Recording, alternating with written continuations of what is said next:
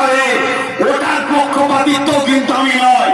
কিন্তু বর্তমান আমার বাংলায় দেখা যায় একদল লোক মিছিলে বেরিয়েছে, মিছিলে বেরিয়ে আর এক দলকে গিবত করছে। আরে রেপিস্টদের বিরুদ্ধে বলার তোদের মুখ নাই, কারণ তোরাও রেপিস্ট, ঠিক না?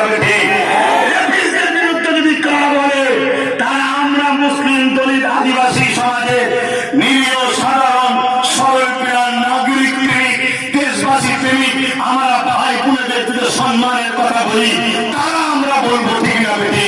যে সরকার বলে রেপ করলে ওইটার উপরে রেপ হবে থেকে 2 লাখ টাকা দেওয়া হবে, এই অবদার্থ সরকারের রেপিস্টদের বিষয়ে আন্দোলনের কোনো অধিকার নেই, ঠিক না বেটি?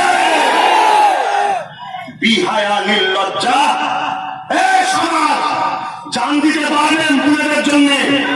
জান দিতে পারবে? তাহলে হাত তুলে শপথ করো, এই বাংলার মুখে আগামী দিন আমরা আজকে রাজনীতির ক্ষমতায় ইনশাআল্লাহ, আগামী দিন আমরা রাজ দখল করে এই বাংলায় আইন করবো, রেপ যে করবে তাকেই রাজপথে প্রকাশ্যে টাঙিয়ে ফাঁসি দেওয়া হবে।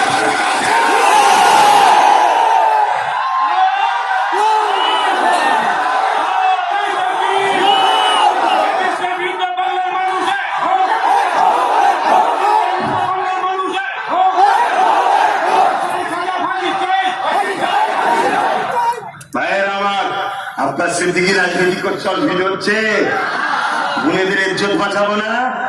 আব্বাস সিদ্দিকী যখন রেপের বিষয়ে কথা বলবে, যারা আইনে বসে আছে, যারা নেতা হয়ে বসে আছে, যাদের ইশারায় পুলিশ চলে, তারা কেন রেপিস্টদের অ্যারেস্ট করলো না? ঠিক না বেটি? তাহলে রেপিস্টদের করে গার্ড দিচ্ছে নিশ্চয়ই। হ্যাঁ, আজকে আব্বাস সিদ্দিকীর মিটিং এলে যদি পুলিশ বাড়িতে যে বলে যাবি না, পুলিশ যে বলছে, নিশ্চয়ই প্রশাসনকে তাহলে জোর করে পাঠানো হচ্ছে। আমি প্রশাসনকে খারাপ বলবো না, প্রশাসনকে খারাপ বলবো না, তোমরা বলতে পারো ভাই, আমি বলবো না। কারণ পুলিশ নিরাপদ, পুলিশ অসহায়, তাদেরকে জোর করা হয়, তাদের চাকরি খেয়ে নিবার ভয় দেখানো হয়, তাদেরকেও বলা হয় তোকে মিথ্যা কেসে ফাঁসাবো, তোদেরকে অমুক জায়গায় পাঠাবো, যেখানে মাওবাদী আছে, জঙ্গি আছে, সমাজ বিরোধী লোক আছে, গুন্ডা ভর্তি, সেই থানায় তোকে দেবো, তোকে মেরে দেবো। এভাবে বাধ্য হয়ে ভাই, তাদেরও তো জান আছে, তাই তারা তোমাদের উপর এসে লাঠি চার্জ করে বাধ্য হয়ে। কিন্তু পুলিশ বন্ধুদেরকে বলবো, আজ যার হুকুমে তুমি একটা অসহায় বাড়ি গেলে, একটা দিন দেখবে সে তোমার উপরে আরো জুলুম করবে।